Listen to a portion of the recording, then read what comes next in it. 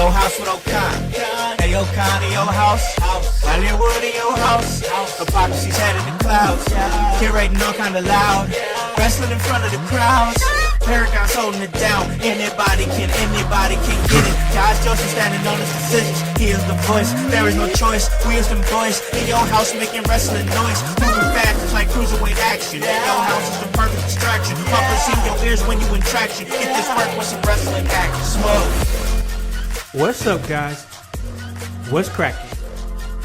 The Con Man, and I'm in your house. We're here. We're ready to make a movie. I hope you guys are ready to make a movie. I hope you guys are with the shits, because, hey, we're with the shits. And we're ready to talk a little wrestling. That's right, you already know the vibes. Anytime we slide on through, we're here to give you that work when it comes to this professional wrestling business. And you guys already know the vibes. That's exactly what we're going to do, is make sure that we give you that work. And that's why we've been doing what we've been doing. This past Sunday, we had our Sunday house party, and that was a great one. We had a great guest, P-Pod.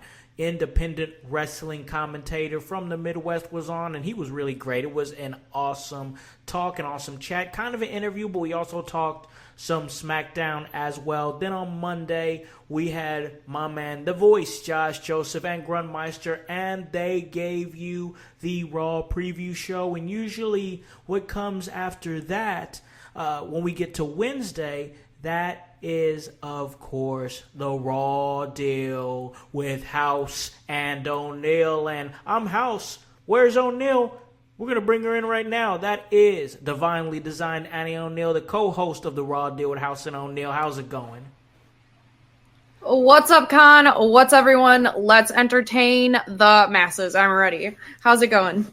Doing good, doing good. Just staying busy. It's been a busy week for me. A lot of things moving. I'm always staying busy all the time. I know you're kind of the same, but I got to ask, how was your last week? You know what? I'm running it from sunrise to sundown. That's just how we do it over here. I mean, every moment that I have, it's used intentionally. If I'm training, I'm reading, doing something family-wise, wrestling-wise, I'm just doing it because I love to do it. Just for the love of the game. Oh, most definitely. I mean, we got to make the most of the time that we have, you know? 100%. I mean, you don't really know how many more goes around that you got. You know, you got to make sure that you make it count. And I feel like that's exactly what you do, is make everything count. I have to, you know, like, moments are precious. We have a finite amount of time, and I'm not going to waste it. That's for sure. Took too many for granted already, and no more of that stuff. Yep, everything is meaningful. Yeah. That's the way that I look at it, and that's what brings us together here right now, because we're about to do something meaningful, because it's the Raw deal with Howse and O'Neal, which means, of course, we have to talk Monday Night Raw, Annie. Absolutely. I'm ready to run through Raw. Let's go. Most definitely. So, before we get into Raw, before we jump right into things, because there's a lot to talk about, I sent us both home with a little bit of homework last week, and now it is that time to turn it on in. You know, it's back to school and whatnot, so I guess we use that terminology. Time to turn the homework in, because last week we kind of sparked up a good conversation, Annie, where we were kind of talking about intergender wrestling and wanting to see more intergender wrestling in WWE.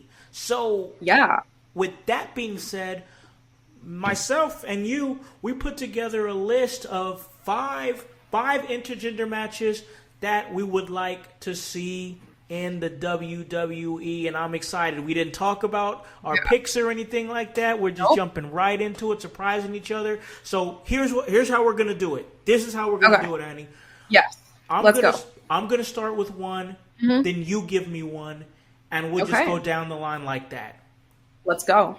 Back and forth. I love it. Yes, most definitely. Before I do that, I got to shout out my guys. Hypocrisy Jones, producer of the show, is in the chat. We just wanted to let you know we see you, bro. You know, time is our most valuable resource. Yes, sir. And then The Voice, Josh Joseph, saying the Team IYH is putting in that work. So just wanted to acknowledge you guys. We see you out there in the chat. But now we're about to go through five intergender matches, y'all, that we want to see in the WWE. So I'm going to start it off.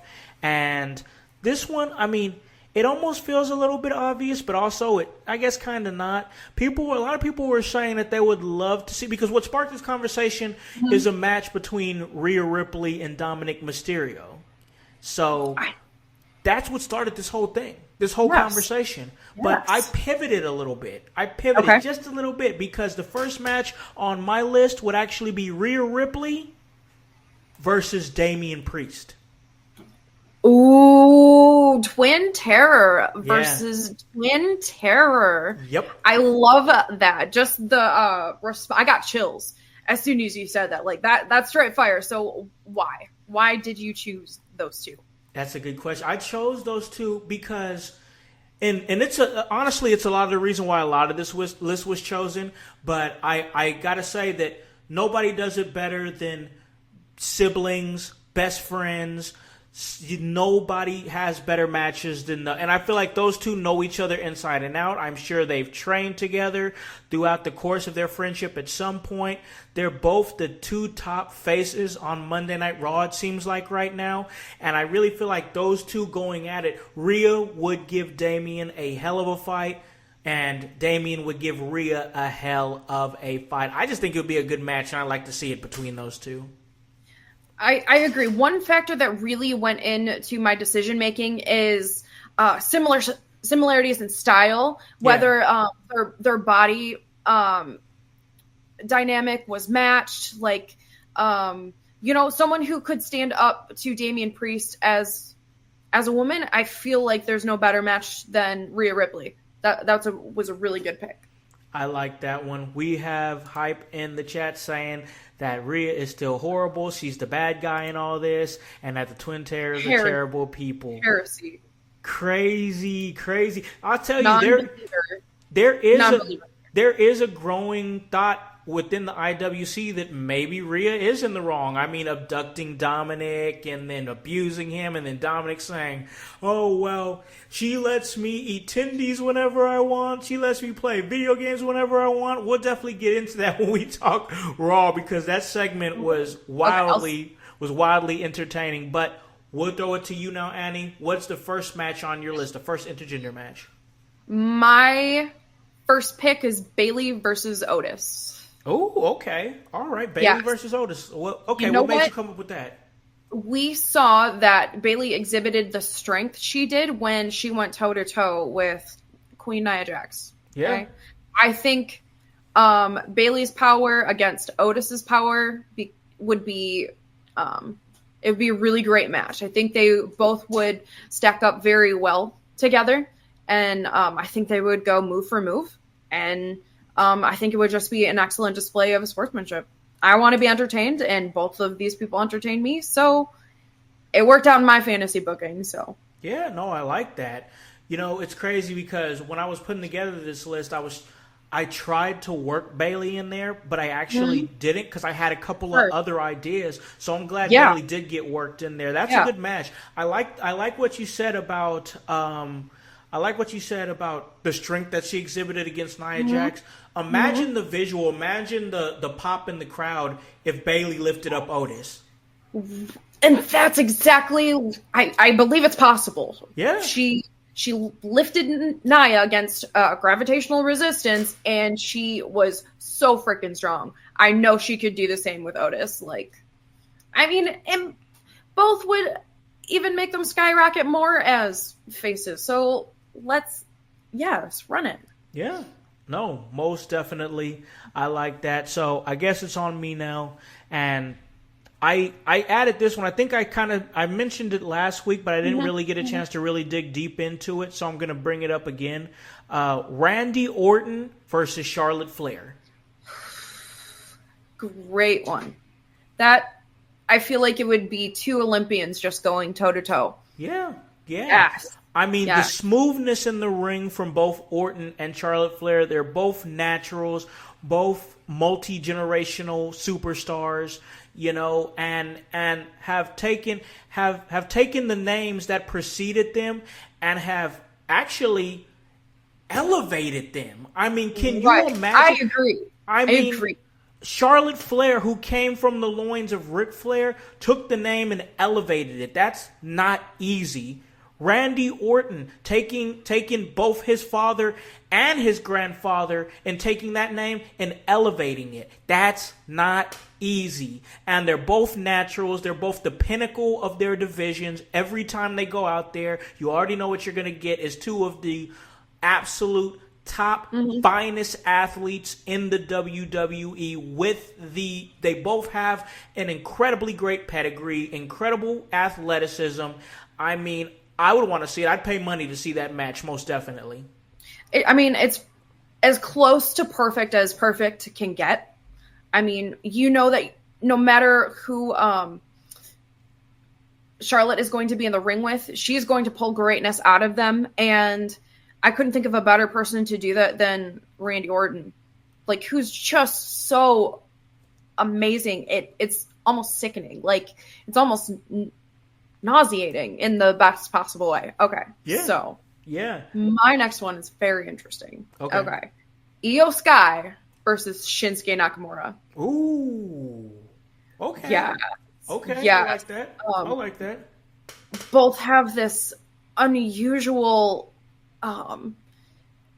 intriguing way that they just draw you in, and just visually both are just so appealing. Like, both are they have both larger than life movements, and just their personalities that speak without any of them like actually opening their mouths. Like, it's just the storytelling. It was just so riveting. Like, we've seen what they both can do in the ring. Like, your eyes wouldn't be taken off the match for 1 second. And I just want to see the personalities interact more than anything. And I just thought that would just be so visually stunning of a match.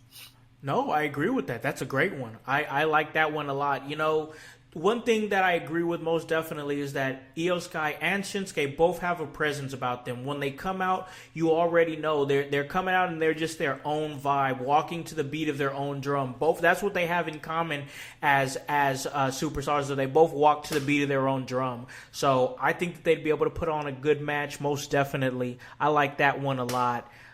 So moving on to my number 3, maybe it should have been my last, but I'm going to say it now. So this one I picked because it is similar reasons why I picked Orton and Flair, but I think about the pinnacle of the sport right now. I think about just the top upper echelon of both their divisions right now, not in yesteryear, but of right now. Yeah. And I wrestled with this one. Haha, that's funny. I wrestled with this one. I'll give you the puns, everyone. But I finally came to terms with this one, and that's Roman Reigns versus Bianca Belair. Ooh, that's a great one. Yes. Like, another banger of a match. They'd be amazing, both of them together. I know. Like, Bianca Belair's strength and her showmanship against Roman Reigns, greatness written all over it. Yeah, no, most definitely. I just feel like those two, they both historic reigns in their own right, both main eventers, WrestleMania main eventers in their own right, have seriously just been the leading point of a generation, and they both taken their spots and helped elevate WWE to the point where we see it now. So most definitely, Hype, I saw you saying Cena and Belair. I thought about that one. Ooh, but once again, but that's a great one. But once again, I'm not thinking yesteryear. I'm thinking about the top stars are right now. And that's most definitely Roman Reigns and Bianca Belair. So, all right, Annie, what do you got? Oh, you know, one thing I want to piggyback off that, like, sure. just how important representation matters in wrestling. And I absolutely love Bianca Belair for that. And just how, if she went over Roman in that fantasy match, just how much she would skyrocket even more superstardom. And that's just something that really excites me. And I just want more eyes on Bianca Belair as much as possible. Like, she's one of next to Jade Cargill, Bianca Belair is one of my favorites. She's awesome. So, okay, my next match. Okay, I got Zoe Stark versus Finn Balor. Ooh, okay, all right. I like that one a lot. Yes. Yeah, that's a good one. So one thing that I really wanted to also highlight in my fantasy booking is I wanted matches that would demonstrate so many different stylistics of what makes wrestling enjoyable to me. And this one alone, based off technique, like you put Zoe Stark against Finn Balor, like it's going to be back and forth dynamic, like a really good ping pong match that your eyes are just constantly going back and forth and you're just wanting more from both of them based on style alone. I'll never forget Zoe Stark's performance and Money in the Bank this year. And she was just so phenomenal to watch that I couldn't take my eyes off that in-ring action. And Finn Balor, it's just, he defies the laws of physics, and I'm not a huge fan of him right now. Mr. Porpoise had himself, but that was low. That was low, but true. It was true. That can't be argued. That's good. But he would really use his head in that match with so Stark. Okay. Anyway, go ahead. Move on from my really bad jokes. You're good. So, wow, hype. Wow, ridiculous. If you know, you know. He's ridiculous. But so my next pick here, I would really want to see this one just because it almost goes back to the whole Ripley Priest thing, but this is a little bit different because I would like to see these two, who once again have been the pinnacle of their division. I mean, next to the wrestlers who I just said previously, they've always been like the 1B kind of to their 1A, but they've carried it well and done really well with it. So for me, that would be Seth Rollins going up against Becky Lynch. Oh, that's such a good one. Yeah, I'd like to see those two go at it. Ooh, yes. Like, just, who would out-fashion the other? I know, just the promos and the fashion alone would sell me. Yes, like, hold on 1 second for the in-ring action, but just stylistically and promo alone, like, yes. Do you think they would have, like, a marital argument in the ring? Would it be... It'd have to be. I mean, if you want it to be organic. Right. Maybe he didn't take out the trash for the third time, or...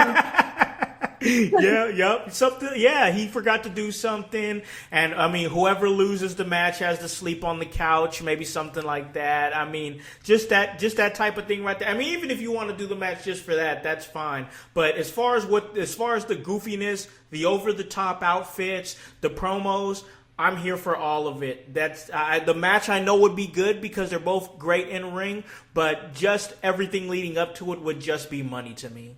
Oh, and you're not going to have a better match than the one with a significant other. Like, yeah, it's just the push-pull dynamic is going to be fun. Like, I remember the one time that Kevin and I had a catch wrestling match, and that was fun.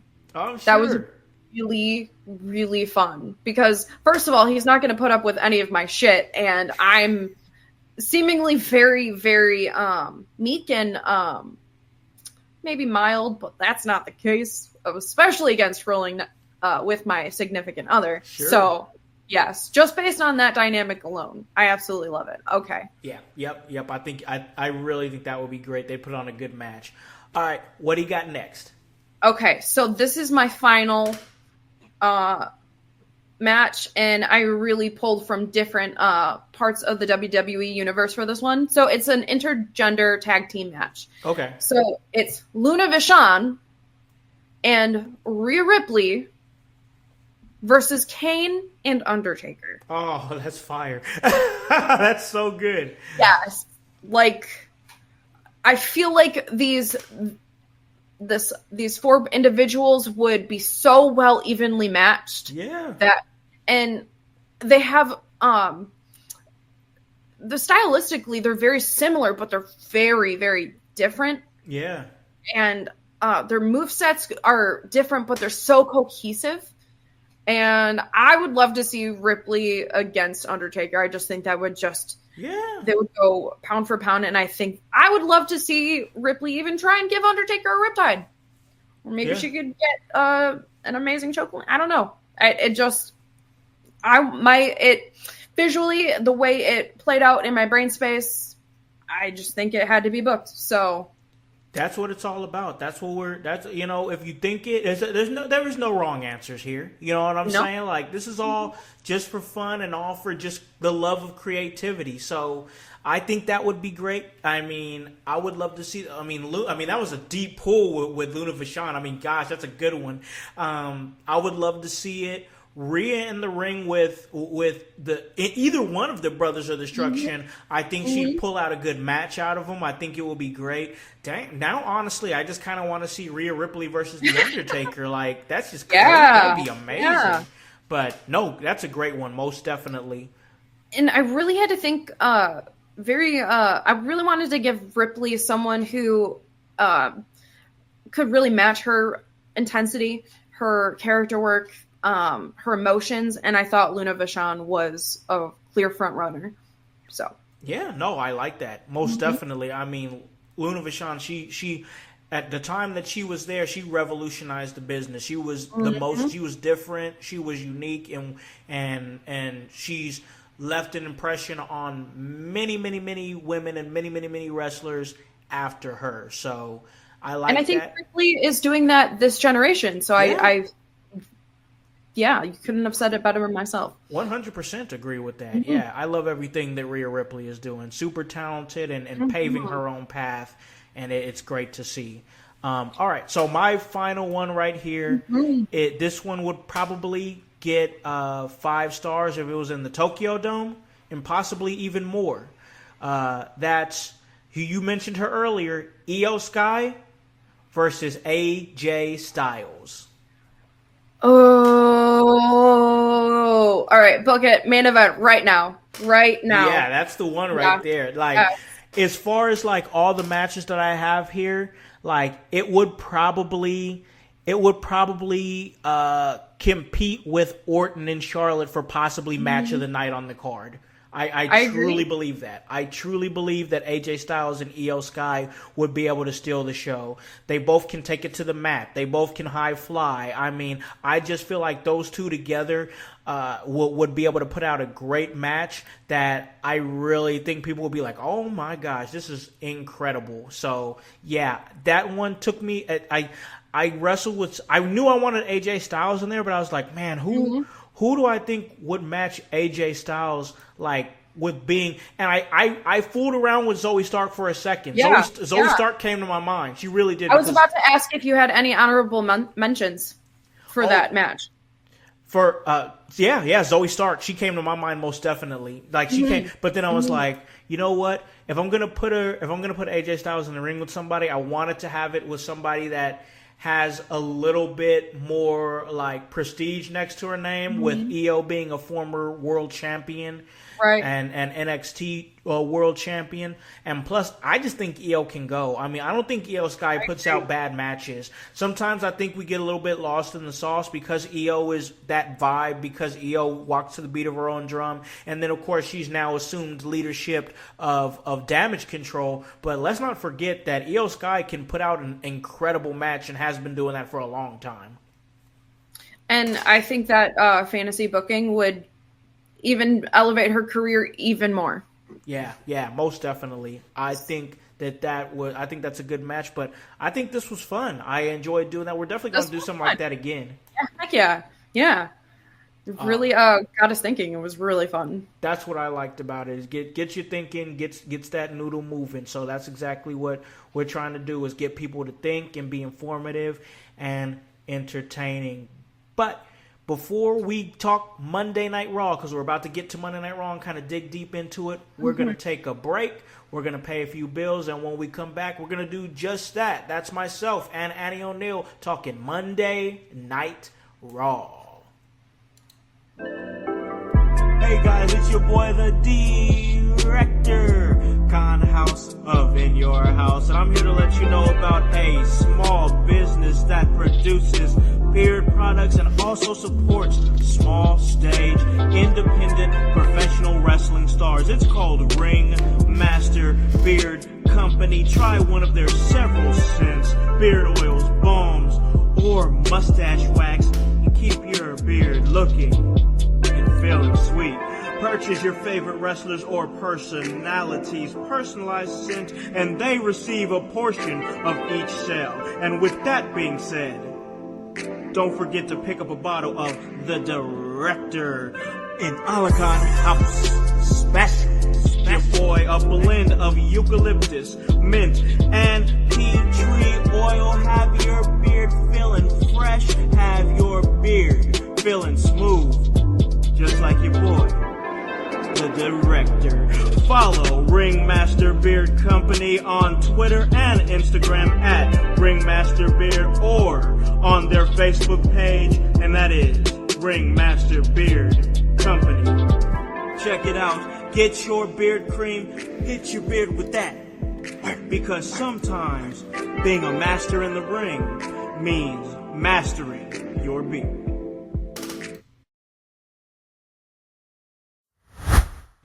All right, ladies and gentlemen, welcome back to In Your House. And this is specifically the Raw Deal with Howse and O'Neal. And that means I have my co-host Annie O'Neal with me. We're about to talk a little Monday Night Raw. And we touched on it a little bit, but we have to talk about that opening to the show with Rhea Ripley and everything that happened with Dominic Mysterio and with Liv Morgan. And then eventually we saw Rhea's terror twin, Damian Priest, show up, and it was a meme in itself. Annie, what did you think about this whole segment and everything that came from it? You know, I'm a big believer in the energy that you emit, it finds you. So Liv Morgan on her revenge tour. You do the things have the consequences. So if you think you can take mommy's man, her belt, her family, without consequence, you are wrong. And especially now that the wreckage is seeming to stabilize, well, mommy's had a lot of time to think. And sometimes when humans are left to their own devices, that's a really, really bad thing. Yeah. So, Liv and Dom better keep their heads on a swivel. Otherwise, it's going to end up on mommy's plate. And mommy's going to eat. Yeah, most definitely. I just really feel like that, everything that's going on, and Hype says that Liv is still looking hella right, and in that you know, man, you might have some points there as far as looking right. But listen, there was something that Cole said on commentary that struck me, and he said that Dominic Mysterio and Liv Morgan right now are like the new Bonnie and Clyde. And I was like, That got me thinking, because let's face it, whenever that time comes and Rhea Ripley gets her hands on both of them, I mean, that's it for them, right? I mean, they're going to be torn to shreds. And how did Bonnie and Clyde go out? Well, not well. It didn't go out good, right? Not well.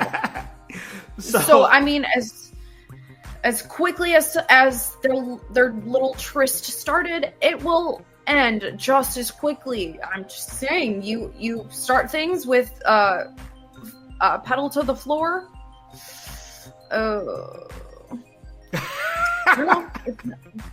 And you know what? Now that that's been brought to my attention, I can see it. I can see that they might be slanders of destruction. That's a pretty good point. But I mean, but the same dynamic that occurred between Rhea and Dom, it's the same thing between Liv and Dom now, but it at a different resonance.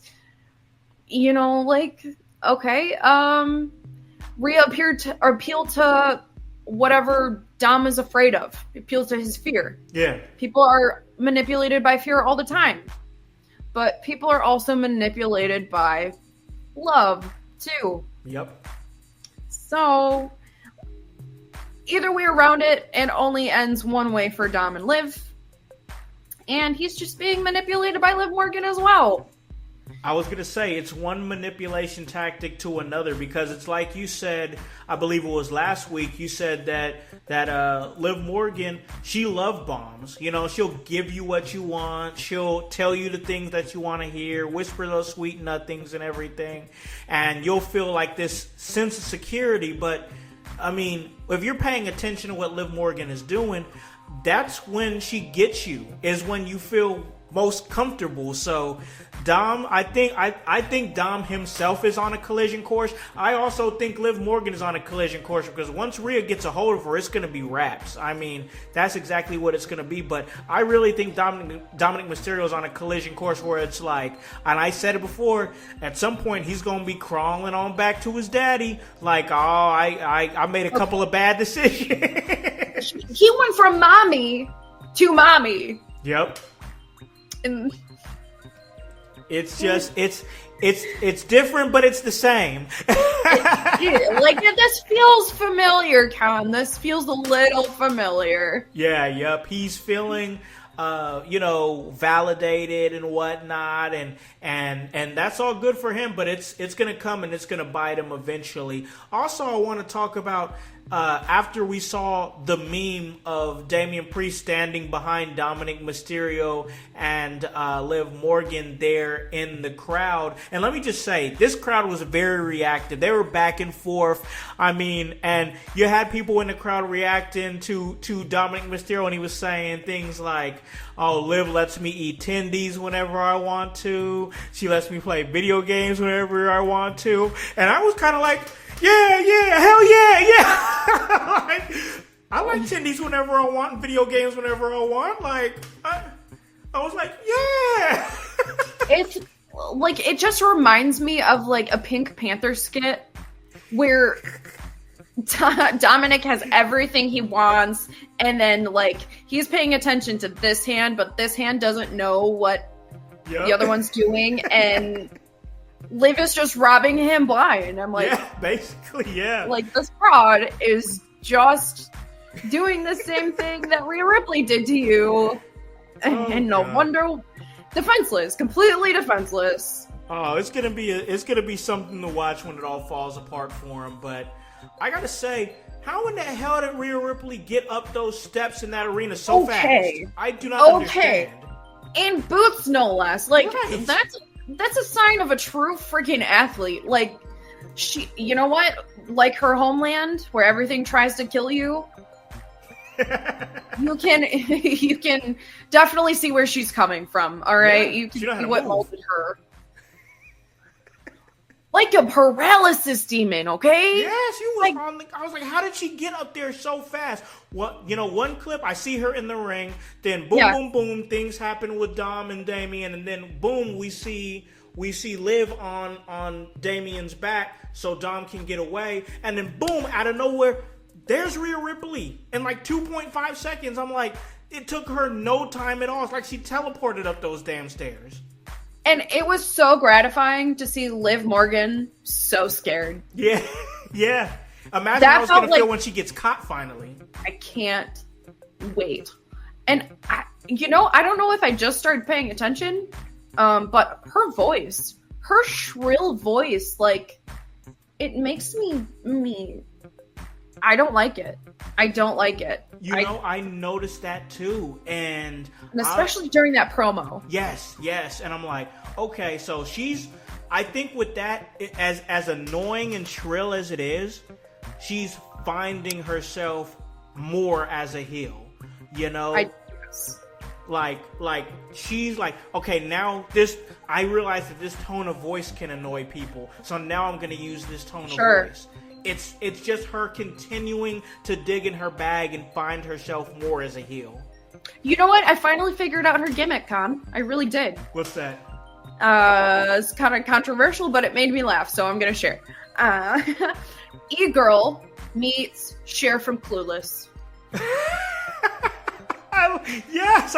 Wow. Now I can't unsee it now. See?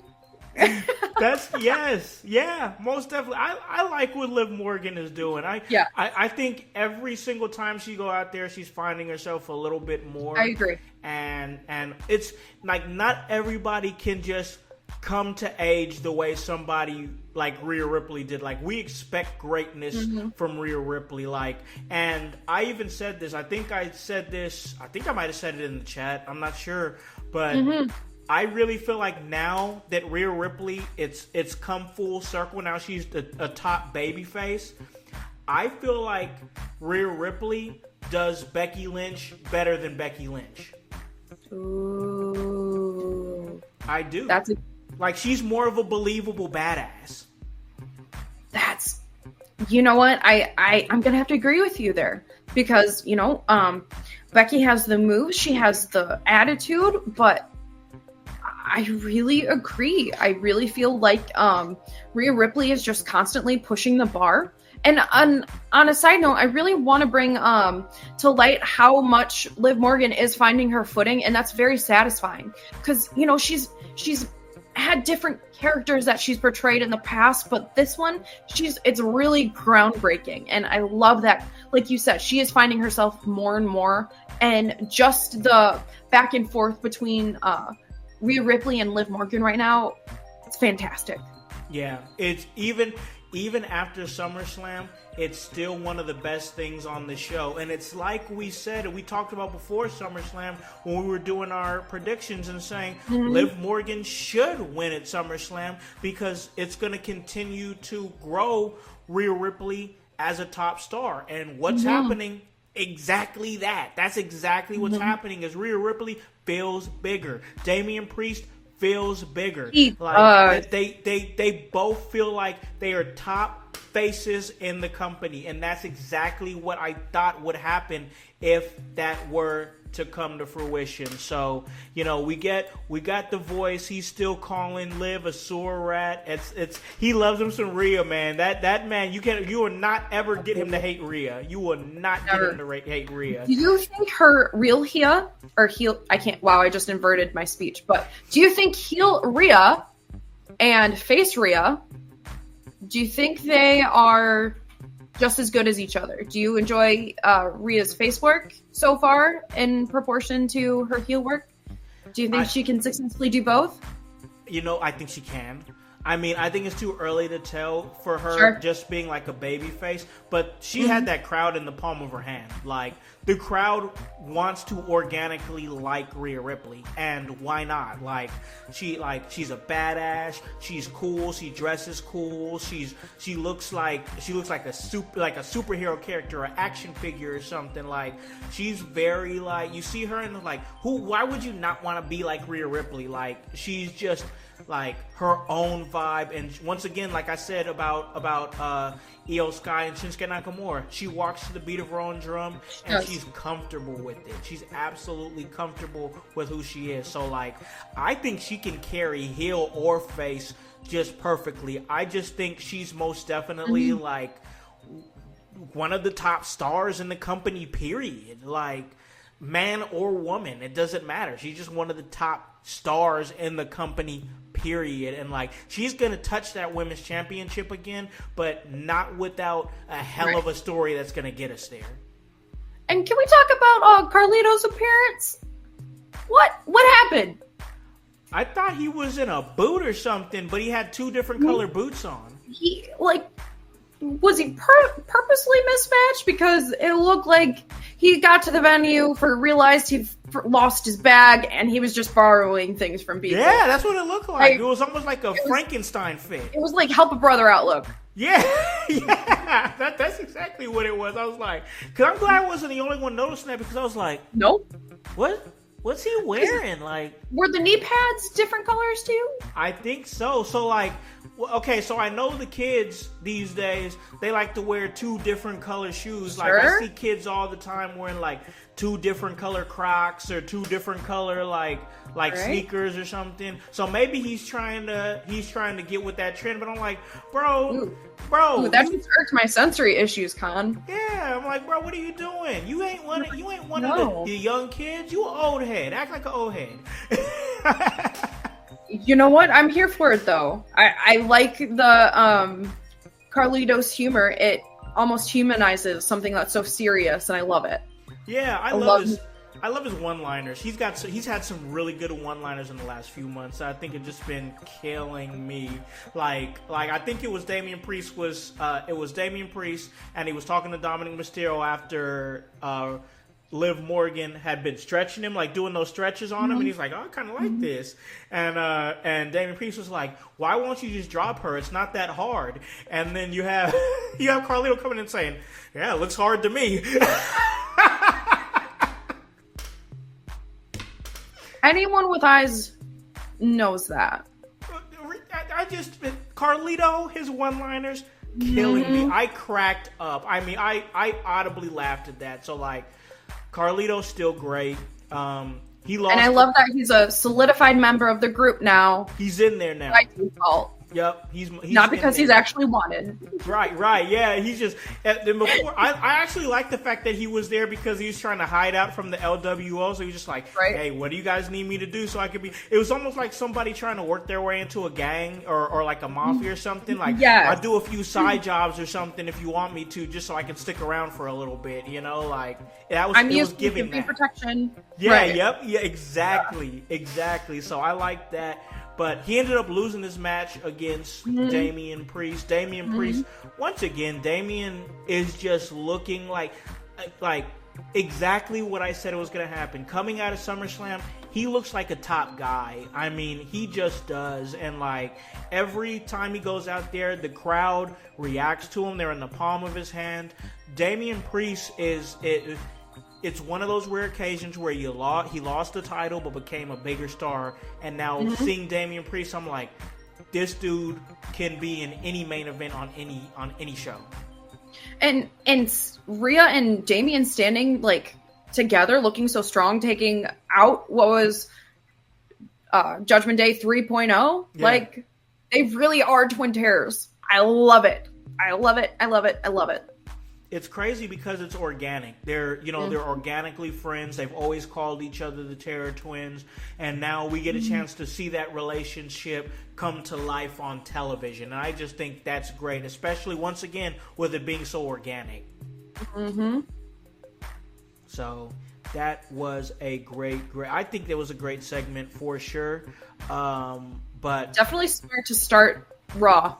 Yeah, and it was needed. I mean, you needed something big like that, and they did just that. So I think that was great. And once again, this Monday Night Raw, we're just keeping things going, keeping things trending in that way. As far as like they're putting out good shows, and they're to me, they're all hitting. To me, they're all. Just everything just feels like it's falling in line with everything else, and that's exactly how it needs to be when it comes to that. So I just want to bring this up real quick as we're moving on. I want to get your thoughts on it because it's not something that's like huge on the show, but it's something developing. What do you think's going on with this whole situation with Odyssey Jones and Xavier Woods? Xavier Woods has been really telling a story with his facial expressions. Once again, it's not anything that's like heavily featured right now, but I wanted to get your quick thoughts on where you think this is going. You know what? I think it is the beginning of the end of New Day, as much as I really hate to see that. I think X has some really, I think it's time for him to have a singles run now. You know, he's paid his dues in the New Day. He's been one of the pillars of that for a really long time. Like, they've done it all. And you know what? I think Kofi Kingston, I love his energy supplemented by Odyssey Jones. I think the pair of them have really special chemistry. And I want to see what that looks like outside of New Day, and I don't think they're going to be called New Day anymore. I think it'll be something different for sure. So Yeah. let me ask you: Do you see a reality where we could see Xavier Woods turn heel and maybe Odyssey Jones will be his heavy? Ooh. Just Now that totally you bring take Kofi out of the equation. They all together. Oh, you know what? I initially pictured Kofi and Odyssey together, but I think I like your interpretation more. I really think so. I think, I think the heel turn for Xavier is coming. I think he would, I think that's a side of his personality that also needs to be showcased. I want to see that character development. I think he'd be really good at it. You know, I want to see a more serious tone. Like, what is he working with on the inside of his head? Yeah. But I think Kofi needs to have a singles run too. So I think it could go either way for me. Yeah, I mean, it's most definitely a thing where I really feel like that. I mean, me myself, I want to see X have that singles run. I'm not saying he necessarily has to be a world champion like Big E or Kofi was, but something, an Intercontinental Championship run, something like that. Because one big thing about X is that he's always been he's been pushing really hard for Big E and pushing really hard for Kofi Kingston. He was both pivotal parts, and he was there emotionally and everything for them when they won their World Heavyweight Championship. And I feel like that he really pushed for that to happen for them. And that's great. Nothing against that. That's awesome. But I think it's X's turn now. I think it's Xavier's turn to have a turn. Yeah. I think he deserves something like that for all he's done and all that he's sacrificed to be able to make sure that his brothers are in a great spot. So I'd like to see it for him, even if it's just an IC title run. You know what? You put that energy out there and it finds you. It may not be your moment in the present, but the day will always come. And I think that's a really interesting run, and I think it's well deserved for X. Yeah, most definitely. Like I said, I didn't want to spend a whole lot of time on that because on the flip side, I wanted to have a quick little discussion about the stable that they've been feuding with, and that's the Final Testament. And I mean, I kind of talked crazy about them last week, and in a constructive way. I just, once again, it wasn't hitting for me, and I think I said this to the voice Josh Joseph. I said if the Final Testament was wrestling in my backyard, I wouldn't even open up the shades. I mean, I just wouldn't. They're not hitting, and then somehow that found Bully Ray, because Bully Ray commented on it on Busted Open, and he says, basically paraphrasing, he doesn't think that it's catching on. And he said the entire gimmick feels a bit 80s right now. Big guys, warriors of the wasteland. It's all dark and menacing, but it's not resonating with anybody, and they haven't destroyed anybody enough for people to care. So I wanted to bring that to you and get kind of your thoughts on, do you think the Final Testament is working? And if not, what do you think the disconnect is? You know, generational patterns seem to cycle in and out every 25 years. I think that's just the how life works. But I do agree that this feels like a throwback to the 80s, and I think it's a bit dated. Because on paper, it should be solid. It should be a solid gimmick. These characters bring these energies to life, but it's just missing the mark. And I'm not sure why, because I really enjoy Karrion Kross. I think he's an excellent in-ring performer. You have Scarlett, you have is it Paul Ellering, right? Yeah, Paul Ellering, yeah. And Akam and Razar, on the whole, they should be a really solid group. But you know what? I think maybe the gimmick it's not specific enough. Maybe what is the intention? It feels like they're trying to reach for so many things at once. What is it you want to do? Because I'm unsure. Yeah, they have no purpose, most definitely, and, Right. and like that was one big thing. Like when Braun Breaker came in to Monday Night Raw, he came in with a purpose. What was the purpose? I'm pissed because they didn't put me in the King of the Ring tournament, so I'm going to destroy everybody. Somebody who we're going to talk about in a little bit, which is Bronson Reed. Now he's giving himself a purpose. And I just think that the Final Testament have absolutely no direction, no purpose. You have two managers, neither one of them talk.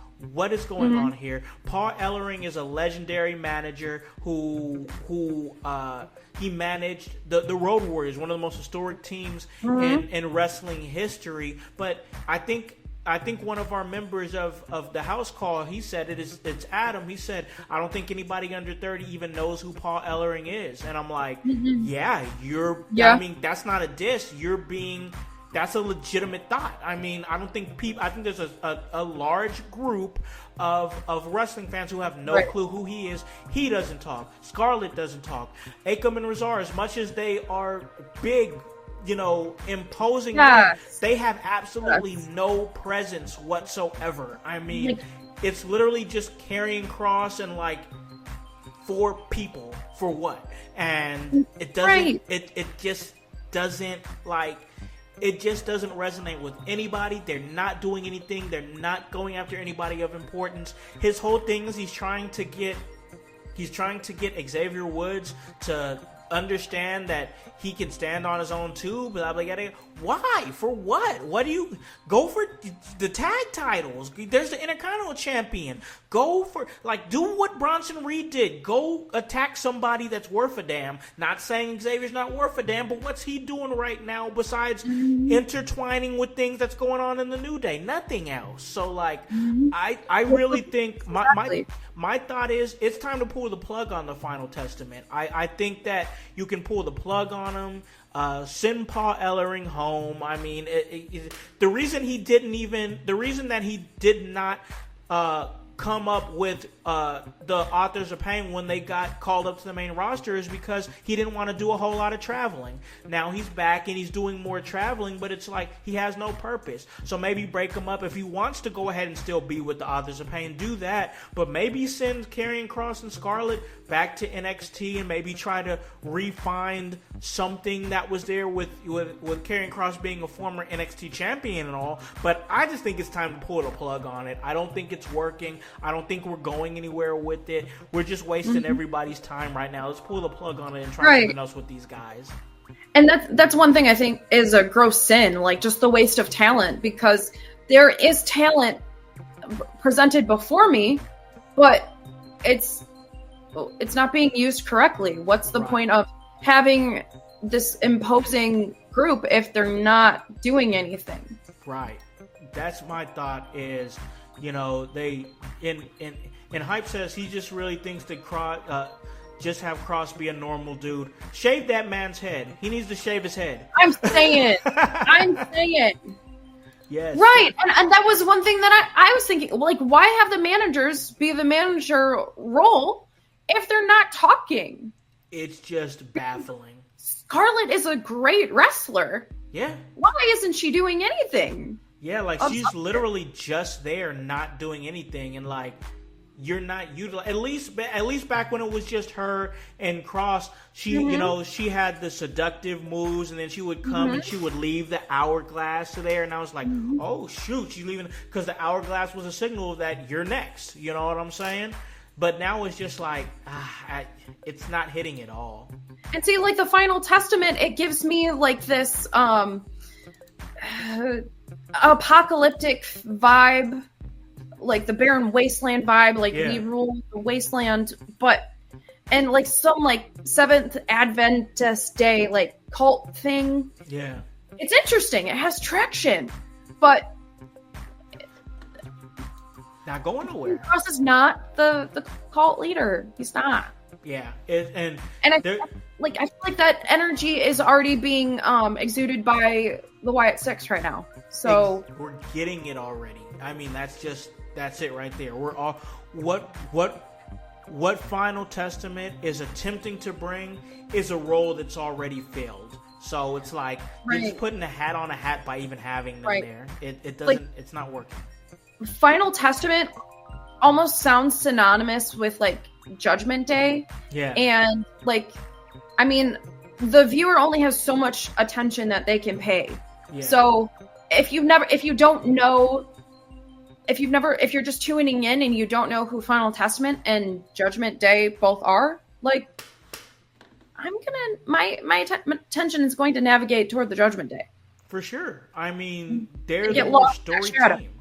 They're right. the more story team. And like, honestly, just being honest here, I felt this. I never said it on the pod, but I kind of felt like that it was kind of the case, and now I can confidently say that it was. I honestly feel like the Final Testament was dead on arrival when they came to Monday Night Raw. I really do.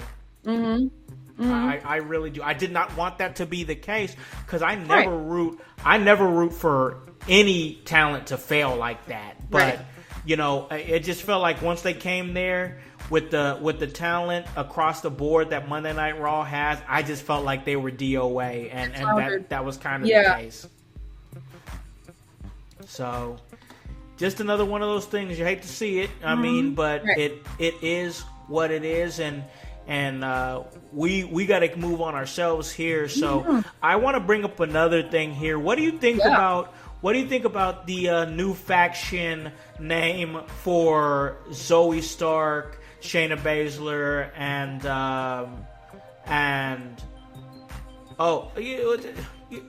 what is her name? I'm sorry, I'm losing. I just lost her name for a second there.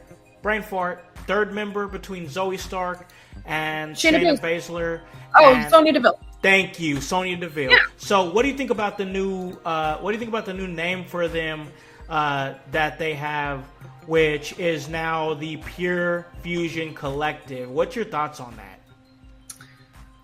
Okay, so I'm gonna preface my internal feeling by asking another question to you. Okay. Have you ever forgotten the takeout at your favorite restaurant, and then you remember that you forgot? Yeah. How did that feel? Not good. Disappointing? Yeah. Because that's how I feel about this stupid name. Stupid. It's like you pulled cool-sounding adjectives. Yeah. And you tried to smush them all together. Yep. What does it mean? What does that even mean? I don't understand what they were going for with that. Maybe they wanted something that could just showcase everyone's collective, or individual talent. Maybe. I don't know. I mean, I'll say this. Pat McAfee tried to save it a little bit on commentary by calling them the PFC. Like, maybe if you just call them the PFC, maybe it'll catch on a little bit. But Pure Fusion Collective, it's doing too much. It really is. Even maybe the Fusion Collective or Pure Fusion. Yeah, even there it is. Just Pure Fusion. That sounds way cooler than it's doing too much. Yeah. It's like the Final Testament doing too much. Yep. Doing way too much. I love the members of the faction. I love Sonya Deville. Zoe Stark is literally one of my, wrestling wise, Zoe Stark's one of my favorites. Shayna Baszler, love Shayna Baszler. But the name is just you're killing them before they even get out of the gate with such a bad name. People who work so well and yet they're so different. Their energy is just cohesive. Yeah, for sure. For sure. It's taken behind the garage and just, Sister Scissors was wide open. Yep.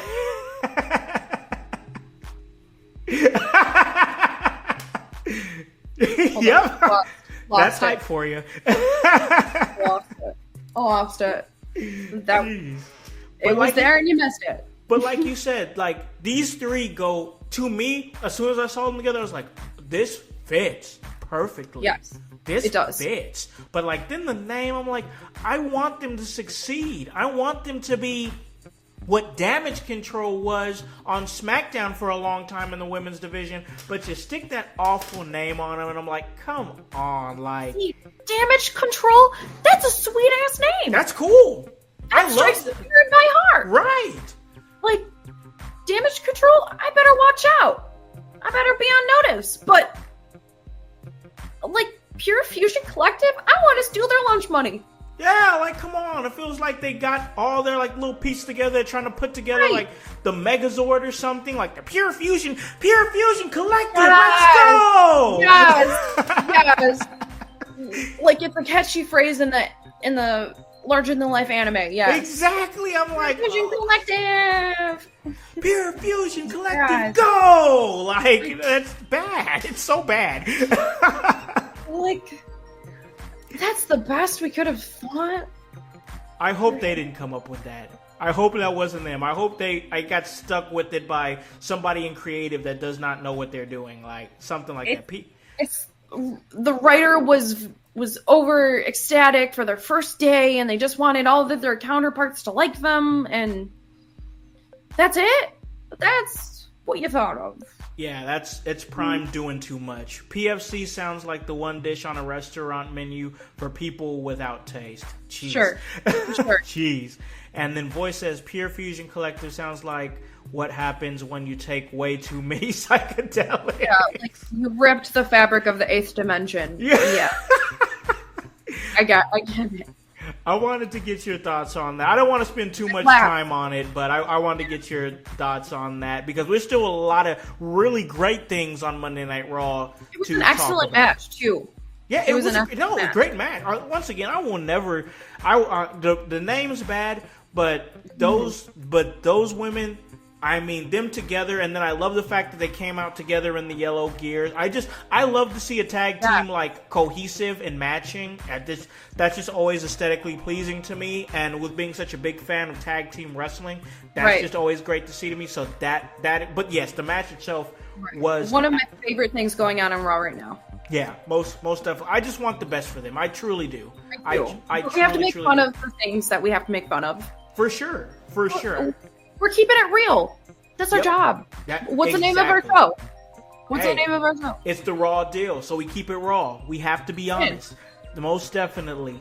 And like somebody who likes to keep it honest is Gunther, because man, every single time he's going out there, listen, I know there's people out there that say Gunther, oh, he's boring, he's this and that. If you listen to what this man is saying, he will cut deep. He does not care about cutting deep. So like, I get it. People's like, oh, he's old school. He's boring. He's this and that. If you listen to the words he's saying, he will sit up there and cut deep. But speaking of cutters, he caught one, and that was a RKO at the end of the segment after he was saying that Randy Orton comes from a family of screw-ups. His father's a screw-up, his grandfather's a screw-up, and he's a screw-up. Randy Orton owned up to his past. Randy Orton, who of course has had a checkered past in his earlier years in the WWE, but of course worked through that to become one of the greatest competitors that WWE ever saw.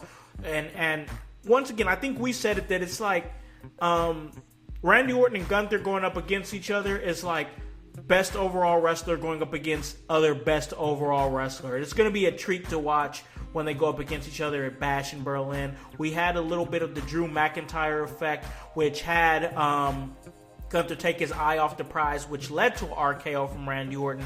What do you think about this whole segment from Gunther cutting deep, Orton owning up to his past, and you know, saying everything that's happened to me is what made me who I am today, and then the small little element of Drew McIntyre that came in that segment? Okay. One thing I really appreciate about Gunther is his ability to bring someone back down to life. Like, he did it. He's done it time and time again. He zooms into the truth of someone and uses it to his advantage. Yep. Like, I love his ability to cut a man in half with his words without even touching them. I think that's a mark of a true fighter. I really do. But then Randy Orton allows none of it to rattle his cage. Yep. You know, like, and someone can't use the truth about you against you if you let them. Like, especially if you own it.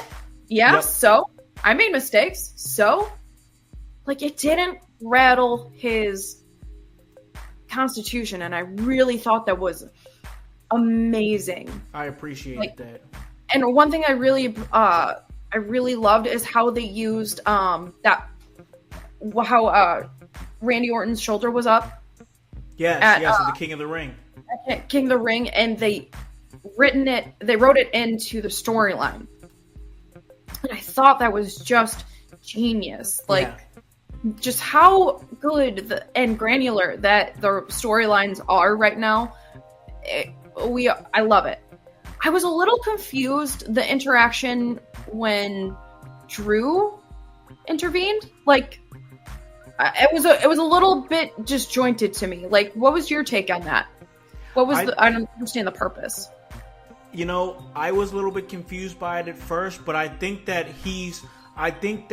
Drew is still stating his claim to that World Heavyweight Championship. I think amongst all the chaos between himself and CM Punk, we've all I don't want to say we've forgotten. That's not the right word to say, but I think that it's still something to keep in perspective that at the end of the day, Drew McIntyre's goal is to be World Heavyweight Champion. So I think that he was going to come and state his claim to that. But then, of course, you had CM Punk, who had lied and said that, hey, I was having some travel issues.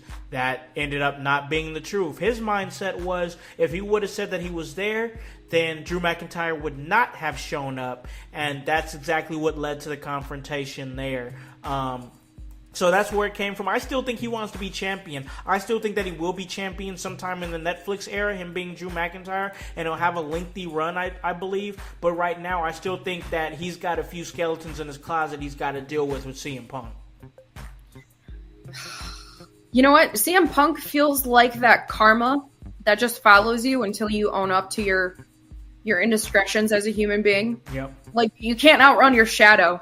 Yep. And, like, once you cross that line with CM Punk, like, his eyes just go black, and he's just relentless. So, and also, I think that was, now that you bring it up, and I kind of, like, thought it through, like, it was a really good way to still keep in mind that Drew is still in the picture of that title shot. Like, and because there's so many storylines unfolding right now, like, it was a quick way for that Drew McIntyre and CM Punk storyline to be finessed into something else. Yeah, no, I totally agree with that. I think we're definitely seeing more Drew McIntyre and CM Punk, most definitely, and we'll break that down more as it continues to happen. But something that we have to break down, just because of time constraints, we gotta make sure that we're staying within those. Okay. I want to talk about Bronson Reed. I want to have a conversation about Bronson Reed because it has to be had. We saw the attack that he had on Seth Rollins. We did not see Seth Rollins on the show, and the assault continued. He had a match against Miz. Miz still great in the ring. He had a decent match with Bronson Reed. That's not the story.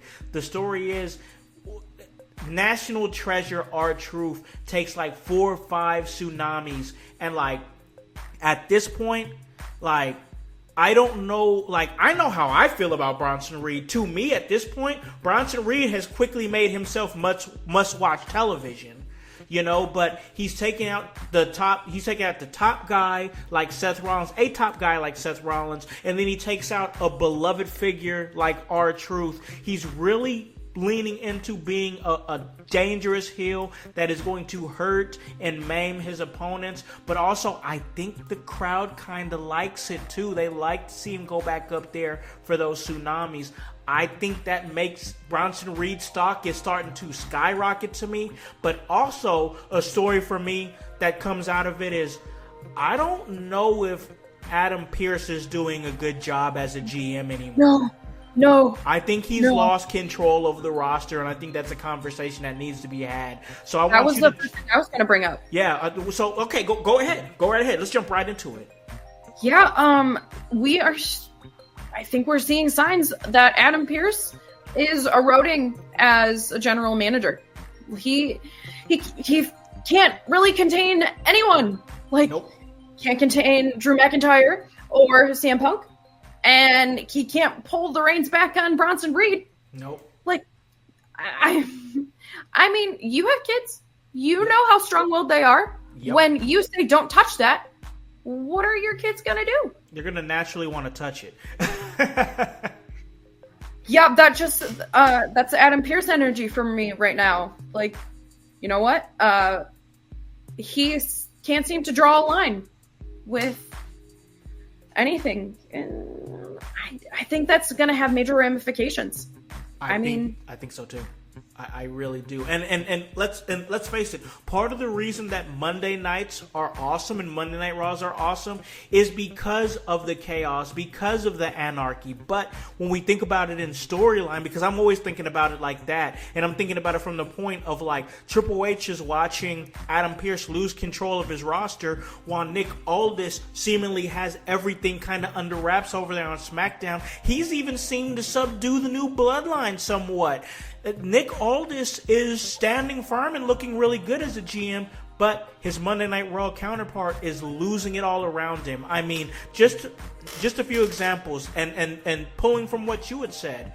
I mean, he has no control over what Bronson Reed is doing. Before Braun Breaker became the Intercontinental Champion, he had no control over what Braun Breaker was doing. He has no control over CM Punk. He has no control over Drew McIntyre.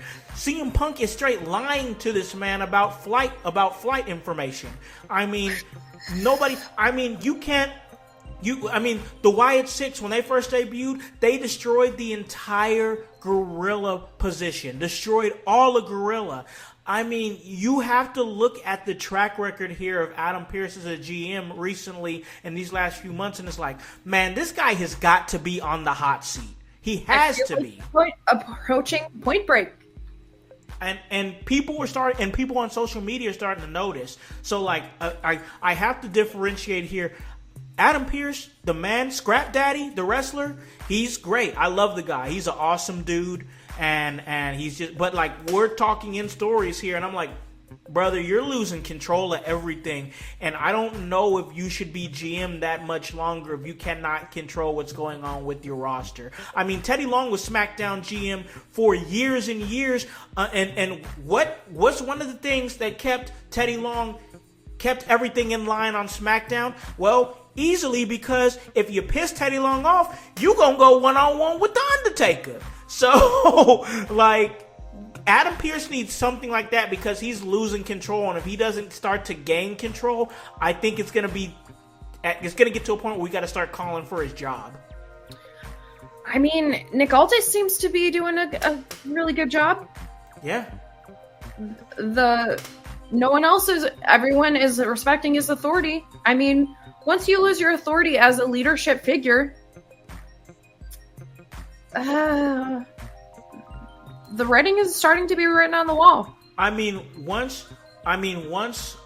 you had Bronson Reed and Adam Pearce started telling him, don't you go back, don't go back. And he was like, you don't want me to go back? Guess what? I'm going back. Like, he deliberately disobeyed this man. Like, it's just gotten to a breaking point. But on the flip side of things, Bronson Reed, with no consequence. That's another great point. When Drew snapped, what happened? He got suspended for one show? One show? And then they're talking about they're fining Bronson Reed. What's a few $1,000s to that man? Right. If you don't uphold the consequences as an authority role, people are going to walk all over you. Yep, and that's exactly what's happening to Adam Pearce right now. But tread mark on his face, just saying. Yeah, no, for sure. I mean, that's what we're seeing, and once again, because looking at the dynamics of the show and everything, without him losing control, we wouldn't have Braun Breaker on the trajectory that he's on. We wouldn't have CM Punk and Drew McIntyre, being at the point that they're at. We wouldn't have everything that we have if it wasn't for the chaos. So while it's like, yes, he is losing control, it's part of the story. It makes the story that he's losing control, and it's creating all these other dynamics that make the show great. So I'm critical of it in storyline, but at the same time, I'm here for it because it's making Monday Night Raw great. It's serving a purpose. For sure. He might look like a but it's for a greater purpose. It's for the greater good, most definitely. So we're going to go ahead and ride this one home and get ready to call this a great episode. But before we do that, we got to talk about this best 2 out of 3 falls match here because I was just talking about Braun Breaker. And before we talk about the match itself, I have to say this because I have to get this point out. So I love what they're doing on Monday Night Raw, where in the main event, you have the main event guys that are coming through the tunnel and everything, and they're cutting like a short little promo before they come out to the ring. That's such a nice touch that they do, and they did it with Braun Breaker. And one thing that I noticed when Braun Breaker came out, he said, "Football guy Pat McAfee, are there any dogs barking in Texas?" And autumn, and quickly you hear that crowd resounding. Yep. And for that to happen, I'm saying this, just like what we're seeing, and we saw that turn with Rhea Ripley and Damian Priest without them having to really change anything, especially Rhea Ripley. It's happening for Braun Breaker. He's about to organically turn babyface. That's exactly what's happening. He's not going to change anything, and he's still going to be an unpredictable badass, but people are just going to get behind it, and Braun Breaker's going to end up being a top babyface, I believe. One thing that you just prompted in my head is how much more like the support roles are being utilized. It adds so much more detail and ways for the whole experience to be even more rich. Like, people love Pat McAfee. Yeah. And for Braun Breaker to, like, in Lifetime to reference him, that was such a good moment. Because I mean, like, the more that you can connect to the fans who tune in and pay for a ticket, more money is going to be made. Yeah. The more emotion that you can capitalize on, it's only going to bring the same result. Like, I like the same with Adam Pearce. Like, it's not a primary focal point, but it's something that still moves the entire experience along. And I just think it's such a good use of those roles. Yeah. One thing I noticed that somewhere at point in the show, they would show like a graphic at like the bottom corner, and they showed backstage and the names of the people backstage, and they showed on commentary, and I'm like, that's really, really good because you're highlighting these people that make that add to the show and make it great. And one thing that I did see that it was like the 59th consecutive show where it was sold out. It's getting crazy. Like little invitations by one of the biggest stars on Raw right now, just even like referring to someone on commentary, like that's such a cool detail that really does invite more fans to want to be in the WWE experience. Like I love that. It's just such a genius aspect. Yeah, I think so too. But also, this match was just good. I mean, for a main event on a Monday Night Raw, best 2 out of 3 falls match, I think that it looked good. I think Sammy, once again, he had another match with Braun Breaker and still looked good coming out of it. Got a pinfall and then ended up, being back-to-back for Braun Breaker. But, like, honestly, I just thought the match itself for the time that we had it was good. You know what? And I asked in the chat if we thought that Braun was going to sweep or Zayn was actually he was going to get a pinfall. And I think Zayn knows enough about Breaker by now to know how to get at least one match or one pinfall over Braun Breaker. Yeah. Yeah.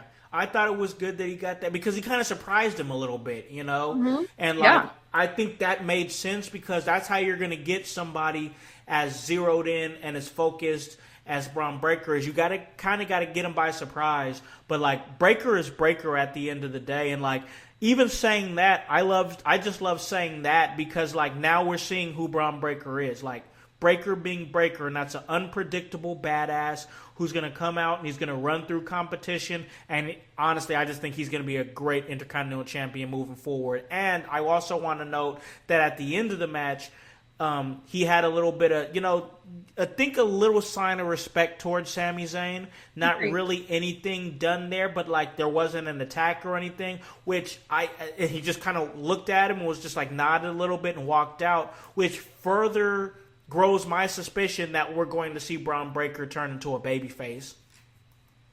I think that's only inevitable because, like, with the how much the fans were behind him before he even stepped out. Yeah, that's inevitable to me. But I really like seeing this larger than life predator whose focus can't be shaken. Yep. I like that. It's like a heat-seeking missile. That's how I liken Braun Breaker's attitude and demeanor too. I like that a lot. But these two in the ring, it's just money. It's just money for me. Yeah. This is the third time I've seen him do it, and like I just enjoy it most definitely. And I would watch him have another match, but I do think it's time for Breaker to move on to somebody else, and I think that it's time for Sami to move on. He had his rematch, and now I think it's time for him to either go to the back of the line or, I think the plan is maybe they're going to have him and Jey Uso chase the tag titles. Yeah, I think that's happening. I love it. I'm here for it, most definitely. I think it's happening. But as far as Braun Breaker goes, I just want to see him do something. I mean, get in the ring with somebody else that's going to challenge him, because I think now that we've seen Braun Breaker kind of come into his own, there's a lot of possible opponents that are going to come after him for that title that I think we would want to see. I want to see him and Carmelo. Ooh, that'd be good. That'd be really good. I think it would give something Carmelo to aspire to, and I think what have we seen him doing on Raw? I mean, when was the last time? Well, Carmelo, I think Hayes is on SmackDown, I believe, and I think he's starting something with Andrade. But like last week, I think you kind of put Bronson Reed in that mix. I mean, Reed and Breaker, that's a collision course, especially since like now Reed has become really must-watch TV in my opinion. With what he's doing with all his tsunamis that he does. He's dangerous. He's going to hurt people. He's unpredictable. It's almost kind of giving Braun Breaker just about a month or so ago, where it was like he was must-watch TV because he would just run through people. So like, yeah, I think there's money in Breaker and Reed, and I think so too. That's definitely something that we can break down moving forward as we continue the Raw deal with Howse and O'Neal. But at least for this week, we gotta call it. We have to. We got stuff to do. You got stuff to do. I got things to do. So now we took our little bit of block of time here that we had, and we made it. And we made it a great episode, because I think this was a great episode. I think the intergender matches, that was fun. That was really fun. Yeah, it was a good brain teaser. I really enjoyed doing that. We'll definitely have to do something like that again, and I'm sure that we will. But without further ado, Annie, you being the great co-host that you are of the show, I have to give you the floor and plug anything that you have coming up, any appearances at any promotions, any podcasts that you have coming up down the line for Bumping and Thumping, anything that you got going, go right on ahead and let the household know. Ooh, I got an episode with Leela Hall and Kevin Calloway dropping probably sometime next week. Cool. You had him appear on the house call last Sunday, but he's coming up Bumping and Thumping tomorrow. Peapod, and we're just going to shake things up, and, we're shifting from things in the household, and I can't wait. So this weekend I'm at a show in Waterford, Michigan with New Edge. Other than that, from sun up to sundown, I'm still running it. So training hard every day. So that's what I'm up to. And yeah. Most definitely. Let me ask you, are you doing some backstage? Are you doing some backstage stuff, or what are you doing at the show? I'm always interested to hear what you're doing at a show. You know what? This weekend I will be ring announcing, but September 7th, I will be doing the interview Hustle, so that's really fun. And William Bryce will be the other half of the announcing team. We have really fun energy. We have Paragon coming to Chaos Wrestling. My man. So that's going to be fun. He was just in Michigan a few weeks ago, but it's nice for him to come on back because everywhere he goes, it's gold. So. Oh yeah. Most definitely. Guys, check out everything that Annie O'Neal is doing. She does an awesome job. She has her own podcast, Bumpin' and Thumpin'. That, of course, is an indie spotlight podcast. Go check those out because those always hit. A lot of what this podcast was built on was spotlighting independent talent, so we're always supporting and we're always behind that, especially with somebody as amazing as Annie O'Neal. She's divinely designed. You guys better watch out because she's also a muscle mommy. She'll kick your ass too. So with that being said, as far as what I've got going on, I'm gonna be right here, of course, making sure everything goes how it needs to go within your house.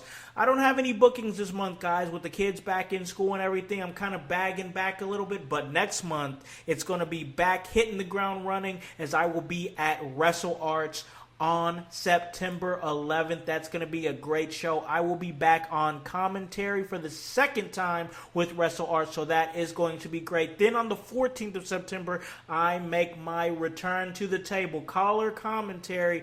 You guys know me as Hollywood House, but your house is going to be back on the table there in Columbus, Indiana for Merge 81, and we're going to have a great time because that card is already really shaping up. So, as far as what we got going on over here, I mean, you guys know where you can follow me at. It's at Alakon House, and then this podcast, it's the In Your House Wrestling Podcast. Follow us there, and of course, that's HOWSE, and the W stands for work. So, for Divinely Designed Annie O'Neal, for Hypocrisy Jones, for The Voice Josh Joseph, for The Grunmeister, for the world's most dangerous podcaster Paragon, I am Alakon the Concept House, here to remind you to tell a friend, to tell a friend, to tell a friend to hop on this bandwagon.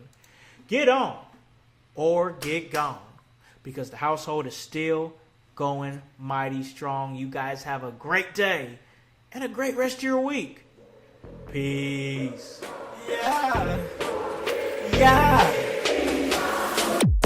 In your house with O'Con. Hey, O'Con in your house. Hollywood in your house. Hypocrisy's head in the clouds. Curating all kind of loud. Wrestling in front of the crowds. Paragon's holding it down. Anybody can get it. Josh Joseph standing on his decisions. He is the voice. There is no choice. We is them boys in your house making wrestling noise. Moving fast, it's like cruiserweight action. In your house is the perfect distraction. Pumping in your ears when you in traction. Get this work with some wrestling action. Smoke.